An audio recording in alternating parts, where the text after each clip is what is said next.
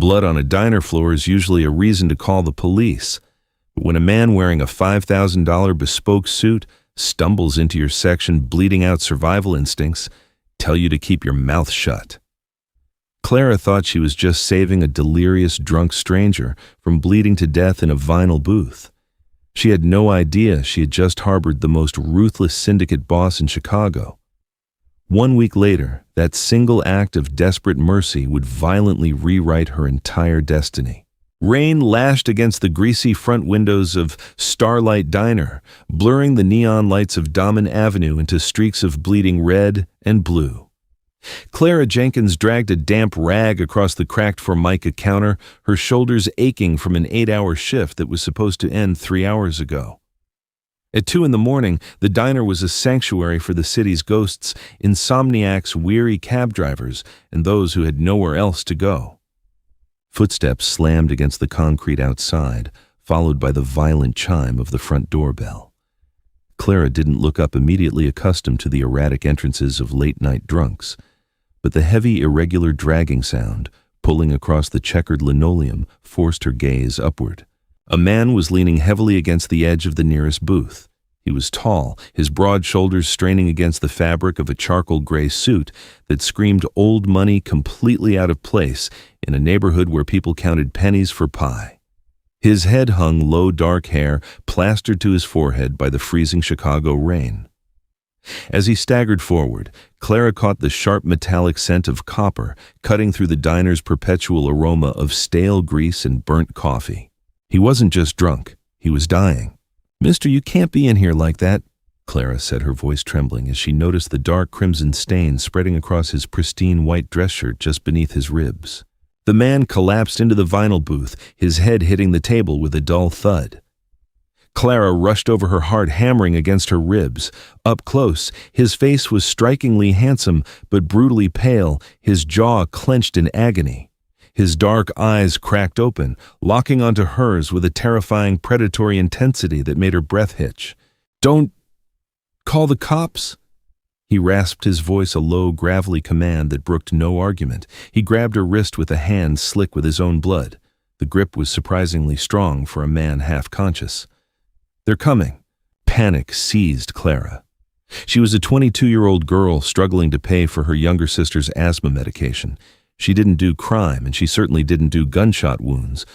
But the sheer desperation in the man's eyes triggered a deeply buried maternal instinct. "Who is coming?"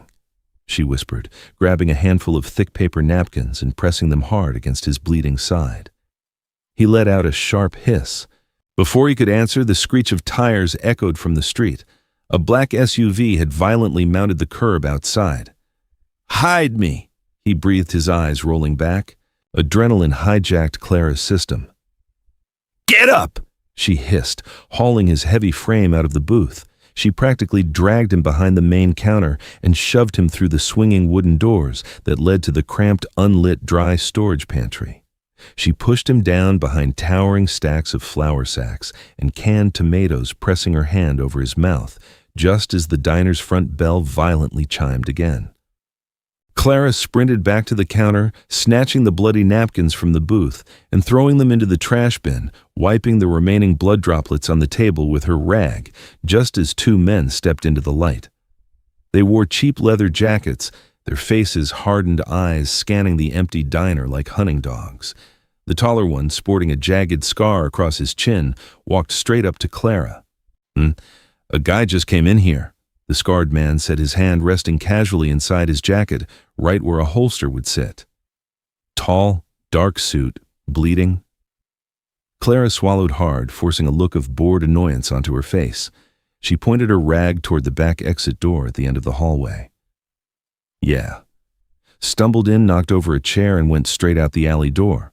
Looked like he was completely wasted. Said something about a cab on Milwaukee Avenue. The 2 men exchanged a look. The scarred man leaned in, his eyes narrowing. "You better not be lying, sweetheart." "Look at this place," Clara snapped back, surprising herself with her own venom. "Do I look like I have the energy to lie for a drunk? If you're going to buy a coffee, sit down. Otherwise, get out so I can mop the floor." The bluff worked. The men cursed, turned on their heels, and sprinted down the hallway, kicking open the back exit door and disappearing into the rainy alleyway. Clara collapsed against the counter, gasping for air. When the coast was clear, she locked the front door, flipped the neon open sign to closed, and ran back to the pantry. The man was still conscious, clutching his side. For the next 2 hours, using the diner's first aid kit, a bottle of cheap vodka from the cook's secret stash, and a roll of heavy-duty gauze, Clara cleaned and bound the deep stab wound on his side. He didn't scream, though his muscles corded with tension. "Why did you do that?" he asked quietly as she taped the final bandage. "You could have pointed them to me." "I don't like bullies," Clara muttered, washing her bloody hands in the mop sink. "And you looked like you were out of time." "My name is Gabriel," he said, his dark eyes never leaving her face. "Clara." By 5 a.m., the rain had stopped. Clara had gone to the front to start the coffee machines for the morning shift. When she returned to the back, the pantry was empty. The only proof that the night wasn't a hallucination was a pristine, blood-smudged $100 bill resting on the stainless steel prep table, weighed down by a silver Zippo lighter engraved with a crest she didn't recognize. She thought it was over. She thought he was just a ghost who would fade into the Chicago shadows. She was dead wrong. 7 days passed in a suffocating blur of burnt toast, sore feet, and mounting despair. Clara's life was a fragile house of cards, and a sudden gust of wind had just brought it all crashing down. She stood in the cramped kitchen of her miserable apartment, staring at the bright pink eviction notice taped to her door by Arthur Penhaligon, her ruthless landlord. Beside it sat a stack of past-due medical bills for her younger sister Lily. The $100 Gabriel had left behind had bought groceries and a week's worth of inhalers, but it couldn't stop the inevitable.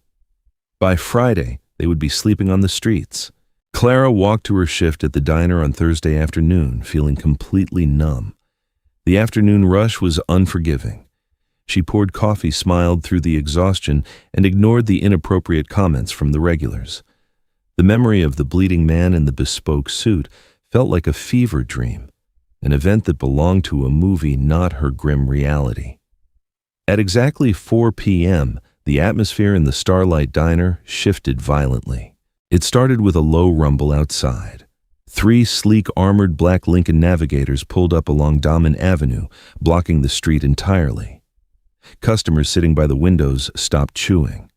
The diner grew deathly quiet as the doors of the vehicles opened in perfect, terrifying synchronization. 6 men in tailored suits stepped out, fanning out around the perimeter of the diner. 2 of them walked straight through the front door, silently flipping the open sign to closed and locking the deadbolt behind them. "Hey, what do you think you're doing?" Tommy, the diner's short-tempered fry cook, yelled from behind the grill. One of the men merely looked at Tommy, pulling back his jacket just enough to reveal the matte black grip of a firearm. Tommy swallowed his words and slowly raised his hands, backing away from the grill. Clara froze, a tray of dirty glasses trembling in her hands. The diner patrons sat entirely petrified, eyes wide with terror, as the main door was unlocked one more time to let a final man step inside. It was him, Gabriel Rossi. He looked nothing like the dying, desperate man from a week ago. He wore a midnight blue 3-piece suit that fit his broad frame flawlessly. His dark hair was immaculately styled, his posture radiating a quiet, lethal authority that sucked the oxygen right out of the room. He didn't look like a victim anymore. He looked like a king arriving to survey his kingdom. His dark, piercing eyes scanned the room and instantly locked onto Clara. The tray slipped from her hands, crashing to the floor in a symphony of shattering glass. Nobody flinched. Gabriel walked slowly across the diner, his expensive leather shoes crunching softly over the broken glass, until he stood mere inches away from her. The scent of expensive cologne and faint tobacco wrapped around her. "Hello, Clara?" His voice was a deep, smooth baritone that sent a shiver straight down her spine. "You," she stammered, her heart hammering wildly. "You can't be here. You need to leave before the police come." A slow, dark smile touched the corner of Gabriel's mouth. "The police do not come to places I tell them to avoid, Clara, and I am not here to cause trouble. I am here to settle a debt." He snapped his fingers.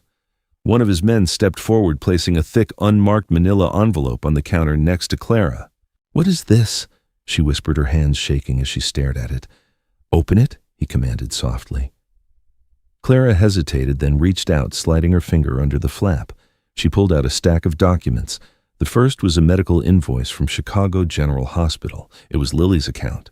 A red stamp across the front read, "Paid in full." Clara's breath hitched. She quickly looked at the second document. It was a property deed for her apartment building. At the bottom, where Arthur Penhaligon's signature usually sat, was Gabriel's sweeping handwriting. Mr. Penhaligon decided to retire early, Gabriel said calmly, as if discussing the weather.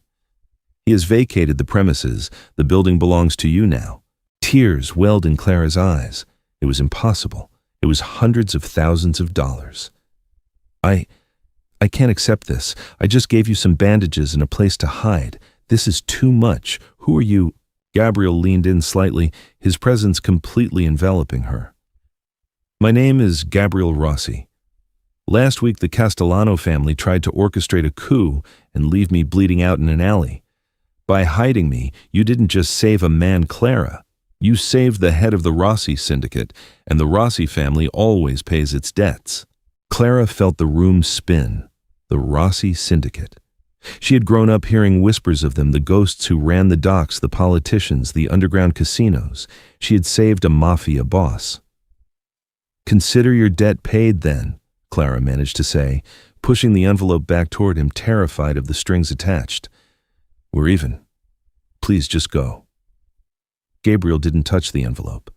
Instead, his gaze darkened, dropping to her lips before meeting her eyes again. We are far from even, Clara, he murmured, his voice dropping to a dangerous, intimate whisper. You see, I have a problem. Ever since that night, I haven't been able to get you out of my head. The courage you showed, it is rare in my world, and I collect rare things. He reached out his warm, calloused fingers, gently brushing a stray lock of hair behind her ear. Clara gasped at the contact, rooted to the spot by a terrifying mixture of fear and undeniable magnetism. Pack your things, Gabriel ordered, stepping back. You and your sister are leaving this neighborhood today. You belong to me now. Rain began to fall again as Clara stood paralyzed behind the diner counter, staring at the man who had just claimed ownership of her life. Gabriel Rossi's words hung in the suffocating silence of the Starlight Diner, heavy and inescapable. Pack her things, leave her neighborhood, belong to him. It was a terrifying ultimatum wrapped in a velvet declaration. I cannot just leave, Clara stammered, finally finding a fragment of her voice. She gestured wildly around the greasy spoon. I have a job. I have a sister in school. You cannot just swoop in and kidnap me under the guise of gratitude. Gabriel's expression remained an unreadable mask of calm authority. He slowly buttoned the center button of his suit jacket. Your job currently pays you minimum wage to tolerate drunks and scrub floors. Your sister Lily misses 3 days of school a month because you cannot afford a safe, mold-free environment for her asthma. I am not kidnapping you, Clara. I am relocating you. My men are already at your apartment packing your belongings.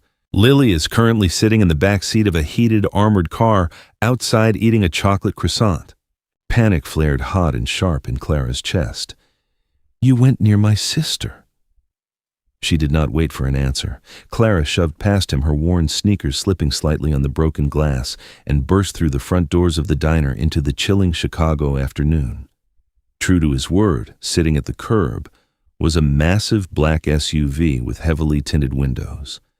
One of the men in suits respectfully opened the rear door as she approached. Inside, 10-year-old Lily was nestled into plush leather, seating a massive half-eaten pastry in her small hands, watching a cartoon on a sleek tablet mounted to the seat in front of her. She looked healthier and happier than she had in months. Clara, look. Lily beamed, oblivious to the terrifying reality of their situation. The nice men said we're moving to a castle. Gabriel materialized beside Clara, his towering presence casting a long shadow over her. Get in, Clara. The Castellano family knows I survived. It is only a matter of time before they retrace my steps and find the diner. If they realize you helped me, they will not hesitate to use you and Lily to get to me. You are no longer safe here. I will not allow the people who saved my life to become collateral damage." That chilling truth finally broke through Clara's stubborn resistance. She looked back at the dingy diner, at her miserable existence, and then at the genuine threat of cartel retaliation. Defeated and terrified, she climbed into the SUV, pulling Lily close to her side. Gabriel slid into the seat opposite them, the doors shutting with a heavy vacuum-sealed thud that sounded entirely too much like a vault locking. The drive took them far away from the cracked sidewalks of the South Side, heading north toward the affluent, heavily forested cliffs of Lake Forest. The towering iron gates of the Rossi estate parted like the jaws of a mechanical beast, welcoming them onto a sprawling property surrounded by stone walls and security cameras. The mansion itself was a breathtaking display of Gothic architecture and modern security, a fortress masquerading as a palace. As they stepped into the grand foyer, complete with a dual sweeping staircase and a massive crystal chandelier, Clara felt entirely out of place in her faded waitress uniform. "Brother." The sharp voice echoed from the top of the stairs. A man descended his features, a harsher, more volatile reflection of Gabriel's. He moved with the restless energy of a caged predator. This was Dante Rossi, Gabriel's younger brother, and the syndicate's ruthless enforcer. Dante reached the marble floor, his piercing blue eyes locked onto Clara with instant, unmasked disdain. "I expected you to bring home a new shipment from the harbor, Gabriel, not a stray dog from the slums." Gabriel's voice dropped an octave, the temperature in the room plummeting. "Watch your mouth, Dante. This is Clara. She is the reason I'm standing here today. She and her sister are under my absolute protection. They will be treated with the highest respect by everyone in this house. Is that understood?" Dante scoffed, circling Clara like a wolf sizing up a wounded deer. "You trust her? She's a nobody. How do we know she wasn't planted at that diner by the Castellanos? It's too convenient. You stumble into a random diner and this little mouse just happens to have the nerve to hide you." "She is innocent," Gabriel stated coldly, stepping between Dante and Clara, shielding her from his brother's aggressive scrutiny. "My word is final. Innocence is a liability in our world." "Gabriel," Dante spat, turning on his heel, "don't expect me to sleep with my door unlocked." As Dante disappeared down a long, opulent hallway, Gabriel turned back to Clara. For a fleeting second, the ruthless Mafia Boss faded, and she saw the tired, bleeding man she had hidden in the pantry. "Alessia will show you to your rooms," Gabriel said softly, gesturing to an older, elegantly dressed woman waiting quietly near the stairs. "Rest. We will discuss the rules of your new life tomorrow." Clara grabbed Lily's hand, following the housekeeper up the sweeping staircase. She had a roof over her head, and her sister's medical debts were erased. But as she looked down at Gabriel standing alone in the massive foyer, she realized she had just traded a cage of poverty for a cage of solid gold. And in this new cage, the monsters wore tailored suits. Days bled into one another inside the sprawling mansion, wrapped in a strange mix of absolute luxury and underlying dread. Clara's new reality was a jarring contradiction. Her wardrobe was quickly filled with silk dresses and cashmere sweaters she had never asked for, purchased by an invisible staff. Lily was thriving, running through the gardens and receiving private tutoring from the best educators in the state. Yet Clara felt entirely suffocated. Everywhere she went, quiet, men with earpieces shadowed her steps. The estate was beautiful, but it was heavily fortified. Gabriel remained an enigma. He spent most of his days locked in his sprawling study, orchestrating his empire. But every evening, without fail, he demanded her presence at dinner. These dinners were intense, quiet affairs in a dining room that could seat 40 people. It was usually just Gabriel, Clara, Lily, and an ever-scowling Dante. On their 5th night in the mansion, the tension finally boiled over. Lily had been excused early, happily trotting off to watch a movie in the estate's private theater. Clara sat rigidly at the mahogany table, pushing an expensive cut of Wagyu beef around her porcelain plate. Dante was nursing a glass of scotch, his eyes constantly darting toward his phone. "The Castellanos are moving in on the South Side shipments," Dante growled, breaking the silence. He slammed his glass down. We need to strike back, burn their warehouses down, send a message. Reckless violence is how wars are lost. Dante, Gabriel replied calmly, slicing his steak. We wait. We find their rat in our organization first. They knew exactly where I was going to be last week. Someone on our payroll sold my route to them. Clara kept her head down, trying to become invisible. She hated hearing about the syndicate's business. It made her complicit. But as she sat there, her waitress instincts kicked in. Years of working in a diner had trained her to observe people closely, how they moved, where their eyes flicked their subtle tells. She noticed Richard. Richard was one of Gabriel's highest-ranking personal guards. He stood near the entrance of the dining room, looking perfectly disciplined. But Clara had noticed something off about him over the last 3 days. Whenever Gabriel's schedule was discussed, Richard would subtly tap the screen of a burner phone hidden in his pocket. Tonight, as Dante mentioned the South Side shipments, Richard's hand was once again buried deep in his trousers, his thumb moving in a rhythmic, deliberate pattern. "Excuse me," Clara said softly, her voice cutting through the heavy silence of the dining room. Gabriel and Dante stopped arguing, both looking at her. "I need some water," she lied, standing up abruptly. She walked past the table, heading toward the kitchen doors. As she passed Richard, she deliberately tripped over the edge of the thick Persian rug, throwing her weight directly into him.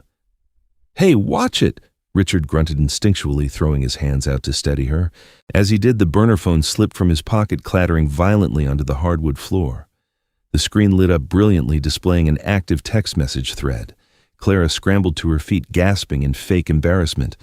"I'm so sorry, I'm so clumsy." She didn't get to finish. Dante was across the room in a blur of terrifying speed. He snatched the phone from the floor before Richard could even bend down.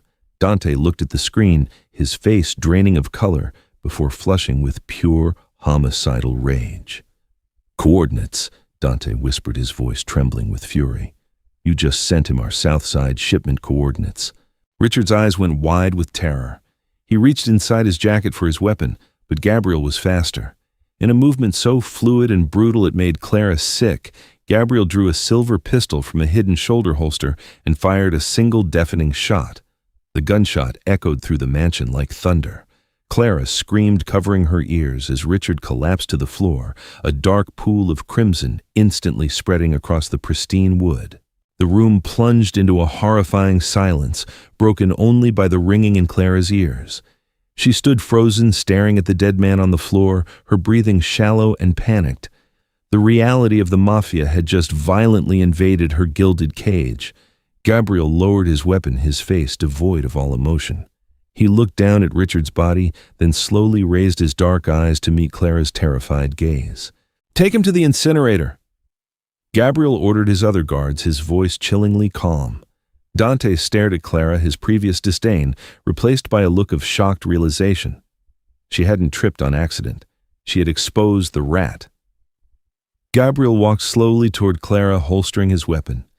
He stopped inches away from her, his large hands reaching out to gently grip her trembling shoulders. The scent of gunpowder mixed with his expensive cologne. "You did it again, Clara," Gabriel murmured, his thumb brushing a tear from her pale cheek. "You saved me again." Clara shook her head, tears spilling over her lashes. "I just saw him texting. I didn't want anyone to die.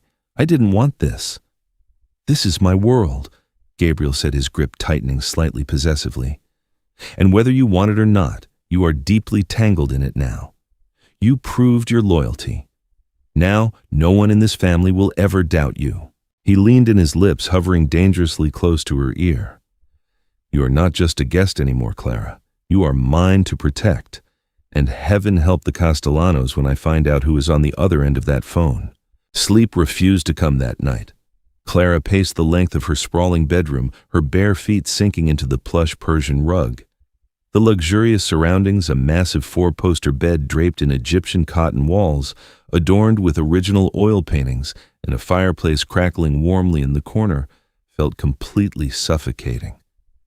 Every time she closed her eyes, the deafening echo of the gunshot rang in her ears, and the terrifying image of Richard collapsing onto the hardwood floor played on a gruesome loop.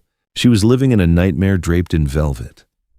Clara walked over to the towering mahogany doors leading to her private balcony, pushing them open to let the freezing Chicago night air hit her face. She needed to breathe. She was a waitress from the South Side, someone who counted pennies to buy generic asthma medication for her sister.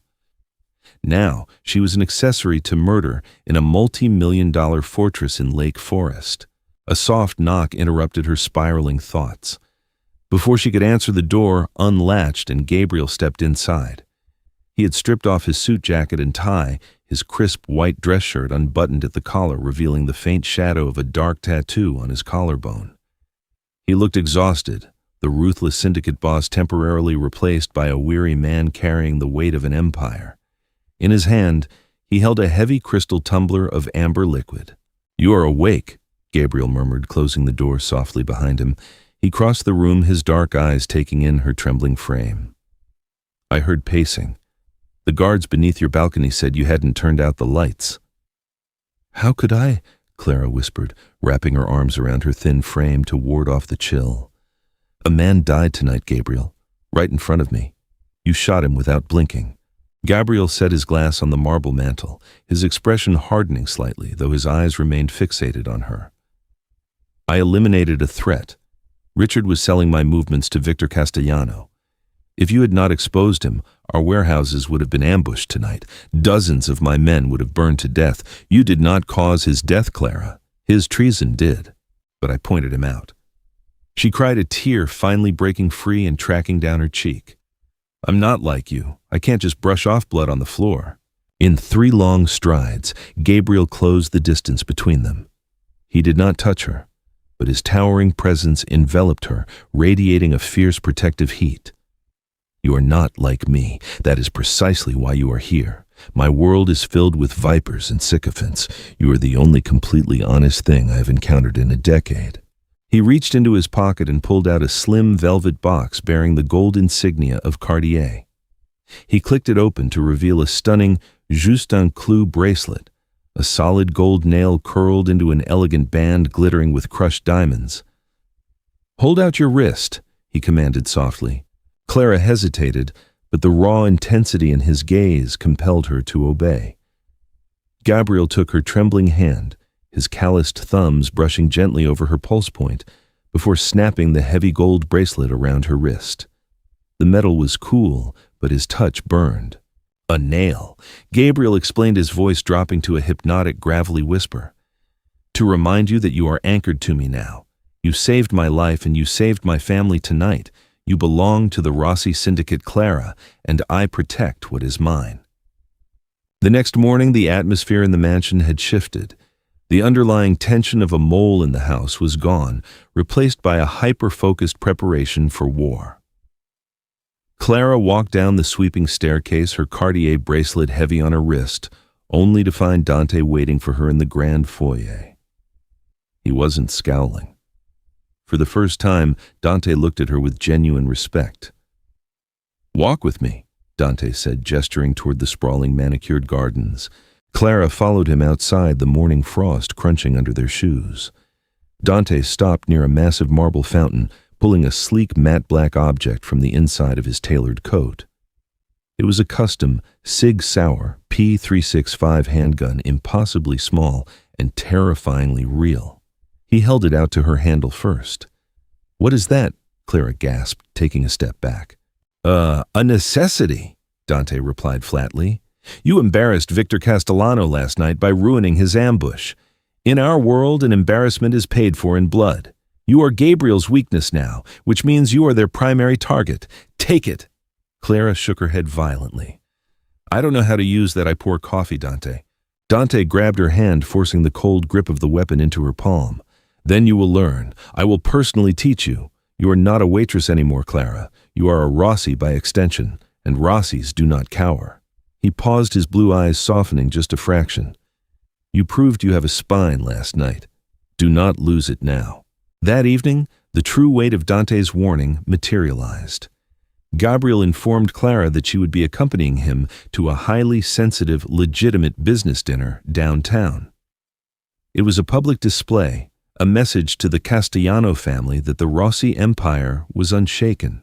A team of stylists arrived at the estate, outfitting Clara in a breathtaking deep emerald Oscar de la Renta silk gown that clung to her curves, paired with a matching fur shawl to combat the brutal Chicago wind. When she descended the stairs, Gabriel actually stopped breathing for a fraction of a second. The look of raw, possessive hunger in his eyes made Clara's heart slam violently against her ribs. They rode into the city in the back of a heavily armored Mercedes Maybach, flanked by 2 escort SUVs. The destination was Gibson's Bar and Steakhouse on Rush Street, a legendary Chicago establishment where politicians, celebrities, and mobsters frequently rubbed elbows. The night was about to tear Clara's world violently apart once again. Rain slicked the pavements of Rush Street, reflecting the glowing neon sign of Gibson's as the armored convoy pulled to the curb. Gabriel's security detail moved with military precision, forming a human shield before the Maybach's door was even opened. Gabriel stepped out first, offering his hand to Clara. As her fingers slipped into his, a barrage of camera flashes erupted from across the street. Paparazzi and society columnists were always hungry for a glimpse of the reclusive billionaire, completely unaware of the bloody syndicate he commanded from the shadows. Clara kept her head high, channeling the false confidence Dante had instilled in her earlier that day. She squeezed Gabriel's hand, and he pulled her close, his solid arm wrapping securely around her waist as they bypassed the crowded main dining room and were escorted straight to a private soundproofed VIP suite in the back. Inside the dimly lit room, an older gentleman with silver hair and a politician's practiced smile was already waiting. This was Alderman Thomas Harrison, a powerful Chicago figure whose influence kept the port authorities looking the other way when Rossi cargo ships docked. "Gabriel, my boy," Thomas boomed, standing to shake Gabriel's hand. His eyes quickly flicked to Clara, widening in surprise. "And who is this stunning vision you rarely bring company to our little meetings?" This is Clara," Gabriel said smoothly, pulling out a heavy oak chair for her. "She is a permanent fixture in my life now, Thomas. Treat her with the same transparency you treat me." The dinner proceeded with tense-coded conversations about shipping containers, zoning permits, and union strikes. Clara sipped her sparkling water, pretending she couldn't feel the terrifying weight of the Sig Sauer Dante had insisted she strapped to her thigh beneath the slit of her silk gown. She felt like an imposter playing dress-up in a world of wolves. Then the heavy oak doors of the private suite swung open without a knock. The 3 massive security guards stationed inside the room instantly reached for their holsters, but Gabriel raised a single commanding hand, freezing them in place. Standing in the doorway was a man who looked like the Grim Reaper wrapped in a tailored Armani suit. He was older than Gabriel, with a thick mane of salt and pepper hair, a violently scarred jawline, and eyes that held absolutely no humanity. This was Victor Castellano, the head of the rival syndicate. Flanking him were 4 enormous men who looked ready to tear the room apart with their bare hands. Alderman Harrison audibly gasped instantly, shrinking back into his leather chair. "Victor C." Gabriel said, his voice dropping into a deadly, eerily calm register. He slowly wiped his mouth with a linen napkin and dropped it onto his plate. "You are interrupting my dinner, and you know how I detest bad manners." Victor smirked, stepping fully into the room. He completely ignored Gabriel and locked his dead eyes directly onto Clara. A cold chill violently shuddered down her spine. So Victor purred, his voice like grinding glass. "This is the little waitress, the stray cat from Damen Avenue." Gabriel's entire posture shifted. He didn't stand, but the lethal energy radiating from him was palpable. "Address me, Victor. If you look at her again, I will have your eyes carved out of your skull before your guards can clear their holsters." Victor let out a dry, rattling laugh. "Fierce words for a man who was bleeding out in a diner pantry last week. You got lucky, Gabriel. Richard was a pawn. You think killing him stops the tide?" "My men are taking the docks. The police commissioner is in my pocket. Your time is over." "You came here to gloat?" Gabriel asked mockingly, swirling the red wine in his glass. "How entirely pathetic." I came here, Victor growled, slamming both hands down on the edge of the dining table, rattling the expensive china, to deliver a warning. You survive because of blind luck and the pity of a poverty-stricken girl, but luck runs out. He leaned closer, his gaze flicking to Clara despite Gabriel's threat.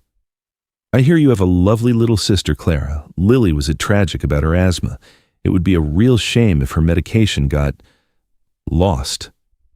A blinding rush of pure, unadulterated fury hijacked Clara's nervous system. The fear that had paralyzed her for a week instantly evaporated, replaced by a violent maternal rage.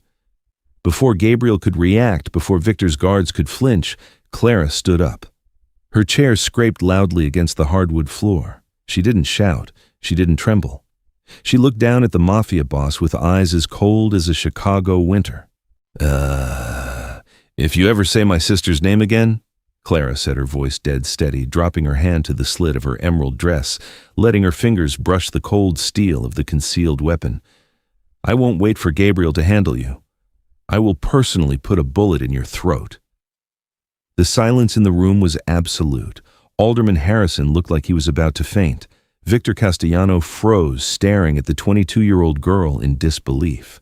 Gabriel's dark eyes flashed with something wild, a mixture of profound shock and deep obsessive pride.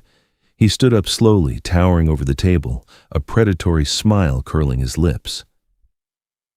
"You heard the lady, Victor," Gabriel whispered menacingly. "Leave, now, before I let her off the leash." Victor's face flushed with humiliated rage. He pointed a trembling finger at Gabriel. "This is a declaration of war." "It was war the moment you sent men to kill me," Gabriel shot back. "Get out." Victor turned on his heel and stormed out of the private suite, his massive guards trailing behind him. The moment the doors clicked shut, the adrenaline completely drained from Clara's body. Her knees buckled and she would have collapsed onto the floor if Gabriel hadn't caught her. His strong arms wrapped around her, pulling her flush against his solid chest. He buried his face in her hair, inhaling deeply. "You magnificent, terrifying creature." Gabriel breathed, his voice thick with a raw emotion she had never heard from him before. He pulled back just enough to look into her eyes, his hands firmly gripping her waist. "You just threatened the most dangerous man in Chicago to his face." "He threatened Lily!" Clara gasped, tears of residual panic finally pricking her eyes. "I had to." Gabriel's gaze dropped to her lips. The air between them crackled thick with adrenaline and an undeniable consuming gravity. He didn't ask for permission. Gabriel captured her lips in a bruising, desperate kiss. It wasn't gentle. It was a fierce possessive, claiming a silent promise that he would burn the city to ashes before letting anyone touch her. Clara gasped against his mouth, her hands gripping the lapels of his suit to anchor herself. In that single explosive moment, surrounded by bodyguards in a private room, Clara realized the horrifying truth. She wasn't just surviving the Rossi syndicate anymore. She was falling hopelessly deeply in love with its king. And that love was going to start a bloodbath. Adrenaline still coursed through Clara's veins as the armored Maybach tore down the Kennedy Expressway, leaving the glittering skyline of downtown Chicago in the rearview mirror. The silence inside the cavernous cabin of the vehicle was deafening heavy with the phantom weight of Gabriel's kiss. He sat beside her, staring out the rain-streaked window, his jaw clenched so tightly, a muscle feathered in his cheek. He had not said a word since they left the private dining suite at Gibson's, but his hand rested possessively on her knee, his thumb tracing slow burning circles into the green silk of her dress. Clara looked down at his large, calloused hand, her mind racing. She had crossed an invisible line tonight. By threatening Victor Castellano, she had officially entered the syndicate's bloody chessboard, not as a pawn, but as Gabriel's queen. As the iron gates of the Lake Forest estate closed behind them, securing them inside the fortress, Gabriel finally spoke. "I brought you here to keep you safe." Gabriel murmured, his voice a rough rasp in the quiet car. He turned his head, his dark, intense eyes locking onto hers. "Tonight I put a target on your back.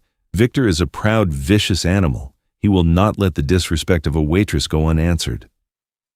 "I am not afraid of him," Clara replied, and to her utter shock she realized it was the absolute truth. The terrified girl who scrubbed floors at the Starlight Diner felt like a distant memory. I am only afraid of what happens to Lily if we lose. Gabriel's expression softened, a rare display of vulnerability slipping through his ruthless facade. He cupped her face, his thumb gently swiping across her cheekbone. We do not lose Clara. I will tear Chicago down to its foundation before I let a single Castellano foot cross this property line. The next morning, the mansion felt less like a home and more like a military command center. The number of armed guards patrolling the manicured gardens had tripled. Men in tactical gear moved purposefully through the halls, and the faint constant hum of encrypted radios echoed off the marble walls. Dante found Clara in the library after breakfast. He didn't offer a greeting. He simply tossed a pair of heavy noise-canceling earmuffs onto the mahogany table in front of her. Basement. Now, Dante ordered curtly. Clara followed Gabriel's volatile younger brother down a hidden staircase that led deep beneath the estate. Beyond a heavy steel vault door lay a state-of-the-art indoor firing range. The smell of sulfur and gun oil immediately assaulted her senses. You talked a big game last night, Waitress, Dante said, stepping up to the firing line and loading a magazine into his own weapon with terrifying speed. Gabriel thinks it was brave. I think it was suicidal. If you pull a gun, you have to be prepared to end a life. Hesitation will get you killed. Hesitation will get Lily killed. He handed her the custom Sig Sauer P365 she had hidden under her dress the night before. It felt heavier now, loaded with a full magazine. For the next 3 hours, Dante relentlessly drilled her. There was no coddling. He taught her the Weaver stance, how to absorb the sharp recoil, and how to keep both eyes open when acquiring a target. Clara's hands blistered, her shoulders ached, and the deafening cracks of gunfire rattled her teeth, but she refused to quit. She pictured Victor Castellano's scarred face on the paper silhouette. She pictured Arthur Penhaligon, the landlord who almost threw her sister onto the street. She pictured every man who had ever made her feel powerless. By noon, she was consistently putting bullets through the center mass of the target. Dante lowered his earmuffs, looking at the shredded paper silhouette, then back at Clara. Not bad for a barista, Dante grunted, which from him was the equivalent of high praise. Keep the weapon on you, chambered, always. As they ascended the stairs back to the main floor, the heavy atmosphere of the house had thickened.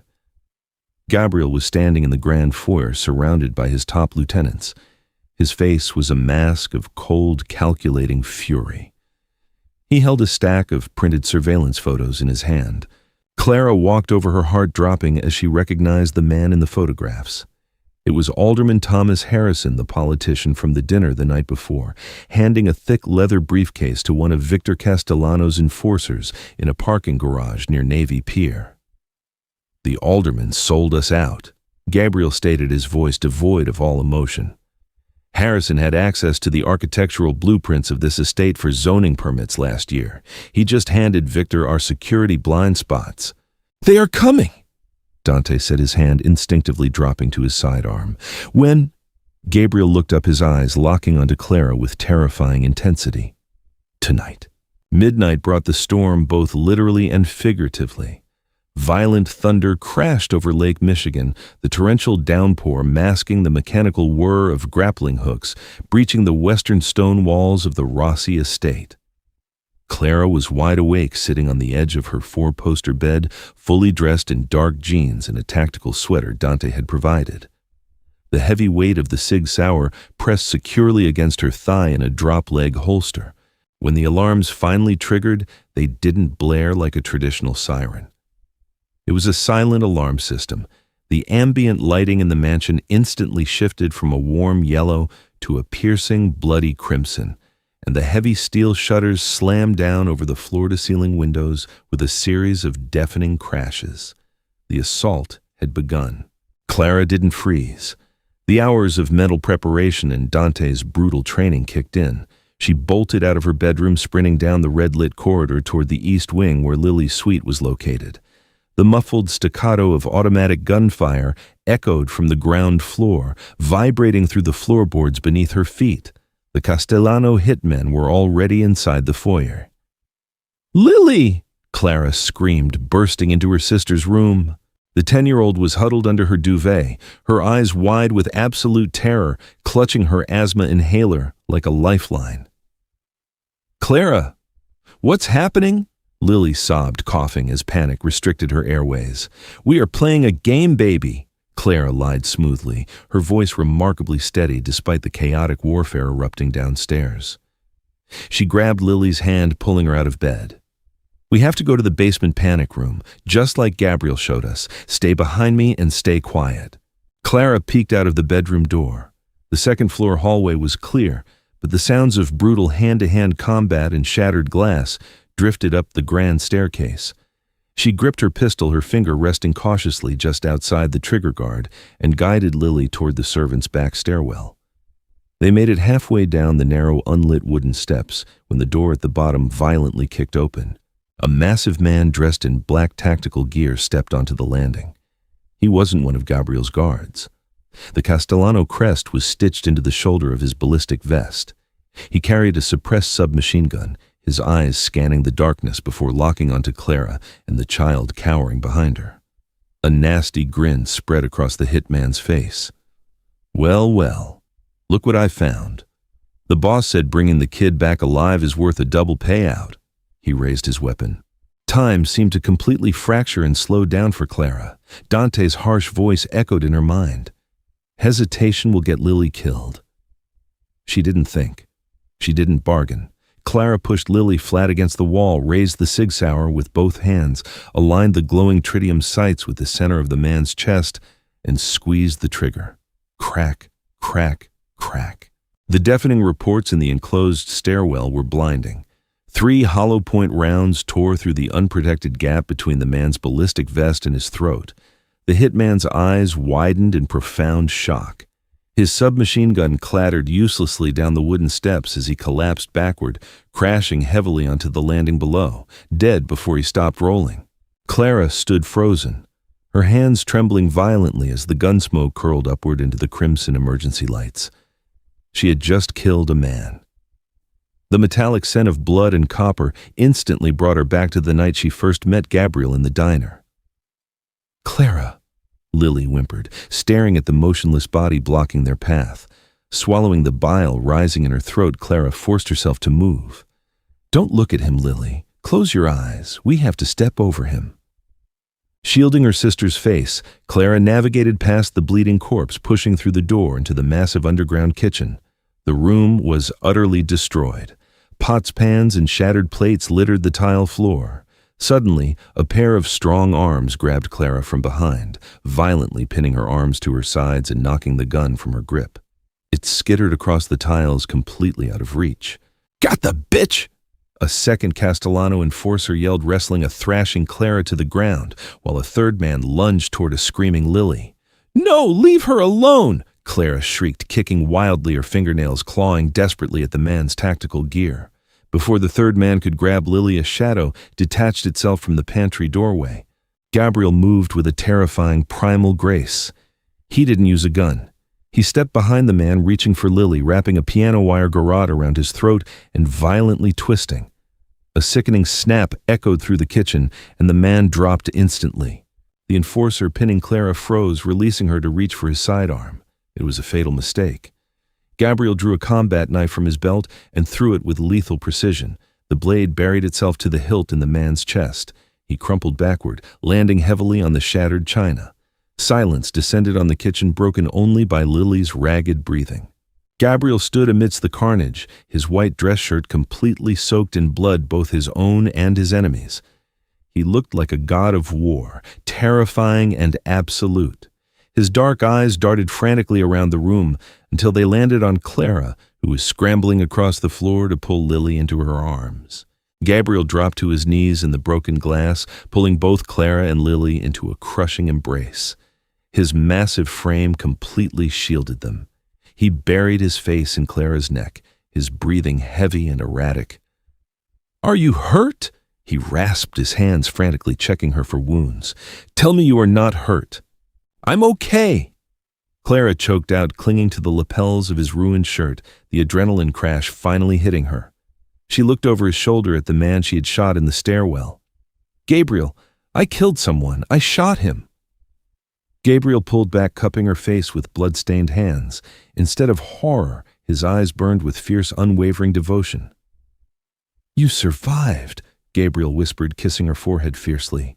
"You protected our family, and now I am going to end theirs." Blood coated the shattered Italian tiles of the kitchen, reflecting the ominous crimson glow of the emergency lights. Gabriel did not waste another second. He hoisted a trembling Lily into his left arm, keeping his combat knife gripped tightly in his right, and led Clara through a concealed service door behind the industrial refrigerators. The hidden corridor plunged steeply downward, ending in a biometric-locked titanium vault deep beneath the estate. Alessia, the elderly housekeeper, was already inside. She held a customized pump-action shotgun with surprising familiarity, her elegant uniform pristine amidst the chaos. "Take the child, Alessia!" Gabriel commanded, his voice echoing in the metallic bunker. He handed Lily over, pressing a kiss to the little girl's forehead. "Lock the door. Do not open it for anyone except me or Dante." Clara stood by the vault door, her hands still shaking from the adrenaline of taking a life. Gabriel turned to her, expecting her to step inside the safe room. Instead, Clara raised her chin, her knuckles white as she gripped her recovered Sig Sauer. "I am not hiding in a box while you fight for our lives," Clara stated, her voice devoid of its former tremble. The waitress from Damen Avenue was entirely dead. The woman standing in the bunker was forged in the fire of the Rossi Syndicate. Gabriel's chest heaved, his dark eyes sweeping over her defiant posture. A terrifying, obsessive pride twisted his blood-stained features. He reached out his thumb, swiping a smear of gunpowder from her cheek. "Stay behind me. Watch our six." They ascended the hidden stairwell, stepping back into the war zone of the first floor. The grand foyer of the Lake Forest mansion was completely unrecognizable. The magnificent crystal chandelier had plummeted from the ceiling, its shattered glass covering the marble floor like deadly snow. Bullet holes riddled the priceless oil paintings, and the heavy oak front doors had been blown completely off their hinges by breaching charges. Rain howled through the destroyed entrance, bringing the freezing Chicago storm inside. Standing in the center of the wreckage, surrounded by 4 of his heavily armed enforcers, was Victor Castellano. Dante was pinned down behind a ruined marble pillar near the sweeping staircase, clutching his left shoulder. Dark blood seeped through his tactical sweater, but his right hand remained steady, firing precise suppressive shots from his handgun to keep Victor's men from advancing. "It is over, Gabriel." Victor roared, his gravelly voice cutting through the deafening thunder. He held a customized assault rifle, blindly firing a burst into the pillar hiding Dante. "Your guards are dead. Your empire is bleeding out. Step out and face me like a man, and I might make your brother's execution quick." Gabriel did not hesitate. He moved with the terrifying silence of an apex predator. Slipping through the shadows of the formal dining room, he flanked the Castellano crew. Clara followed his exact path, her weapon raised, covering the blind spots Gabriel left behind. "Victor!" Gabriel's voice boomed from the darkness of the archway, echoing with lethal authority. Victor spun around, but Gabriel was already firing. 2 suppressed shots dropped the enforcers standing to Victor's left before they even registered the threat. Dante, seizing the distraction, leaned out from behind his pillar and put 3 rounds into the chest of the enforcer on Victor's right. Panic flashed in Victor's cold eyes. He swung his assault rifle toward Gabriel, pulling the trigger. The burst chewed through the drywall inches from Gabriel's head, showering him in white dust. But the Mafia King did not flinch. Gabriel stepped fully into the crimson light, raising his silver pistol. He didn't aim for Victor's chest. He aimed for his foundation. Crack, crack. 2 bullets shattered Victor Castellano's kneecaps. The rival syndicate boss let out a blood-curdling scream, his assault rifle clattering to the ruined marble floor as he collapsed violently onto his knees. Silence slammed back into the foyer, broken only by the howling wind and Victor's agonizing groans. Dante stepped out from his cover, kicking the assault rifle far out of reach before pressing the barrel of his handgun against the back of Victor's skull. Gabriel walked slowly across the shattered glass, his leather shoes crunching ominously in the quiet room. He stood towering over the broken man who had ordered his death. "You brought war into my home," Gabriel whispered, his voice a chilling caress of pure malice. "You threatened the people I protect. There is no coming back from this, Victor." Victor spat a mouthful of blood onto Gabriel's polished shoes, a feral grin twisting his scarred face. "You think killing me ends it? Thomas Harrison already gave Cook County prosecutors the shipping ledgers. The police commissioner is signing the warrants right now. You're done, Rossi. Alderman Harrison is a politician." "Victor," Gabriel replied smoothly, pulling a sleek encrypted phone from his pocket. He tossed it onto the floor in front of Victor. "And politicians only serve the highest bidder. I bought Commissioner O'Malley 10 years ago. Your ledgers were burned in an incinerator 20 minutes ago." Victor's eyes widened in absolute horror as the realization set in. He had been outplayed on every single board. Gabriel raised his weapon, pointing it directly between Victor's eyes. "Goodbye, Victor." The gunshot rang out and the Castellano Empire officially crumbled on the shattered marble of the Rossi estate. Hours later, the storm broke, giving way to a bleak gray Chicago dawn. The bodies had been cleared, and a private medical team was stitching Dante's shoulder in the library.